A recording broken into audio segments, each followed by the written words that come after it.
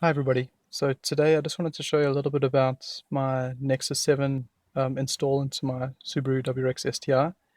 You can see it here sitting in the dashboard. It fits pretty neatly in the stock surrounds with the trim just cut just a little bit.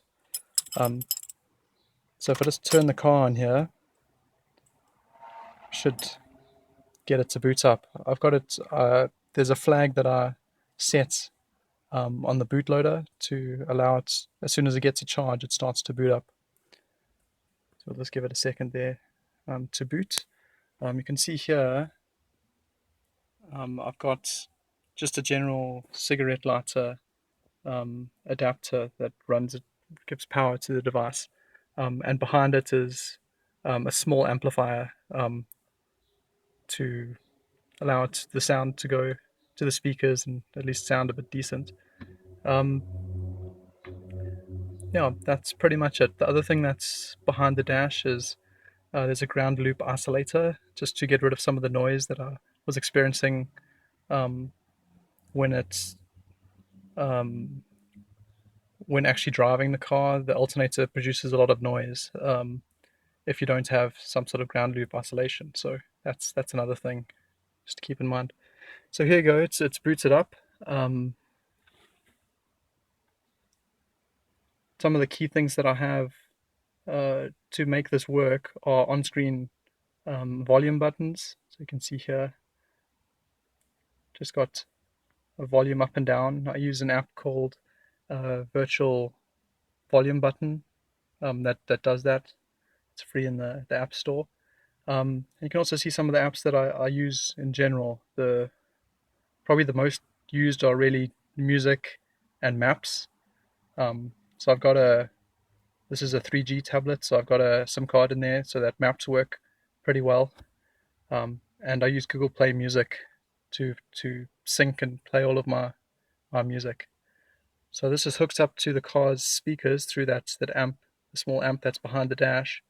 So you can see here if I just hit play, it'll actually play through all of the car speakers, and so will the navigation. So that's pretty cool, and the volume buttons are pretty handy and work pretty well. The other thing that's pretty cool is something called Car Dashboard, which just provides, can't see it very well. There we go. It's better. Just provides a little dashboard that gives you quick access to some of these features. I use that sometimes while doing long distance drives. It also shows you the speed that you're doing from the GPS and a few other cool things. Um, but otherwise, mostly just use the tablet to play music and do navigation. Another cool thing that I have installed is this ODB2 link. So I have an ODB2 adapter plugged into the ODB2 port of my Subaru that's under the dash here. You can probably see it flashing. There it is. Um, and what that allows me to do is connect to the car's ECU through Bluetooth, um, and it can show me some information about the car, just some basic stuff. So it's connected up. I'll probably need to just start the car to actually show anything. Just went ahead and started the car. Now if I go to dashboard, you'll see get a few things displayed. It's got a bit of a delay, but it's still pretty cool. It works pretty well.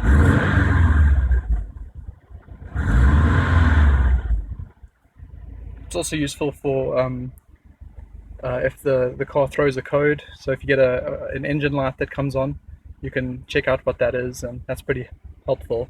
I do track the car sometimes, so it's handy to be able to look that stuff up if it ever occurs.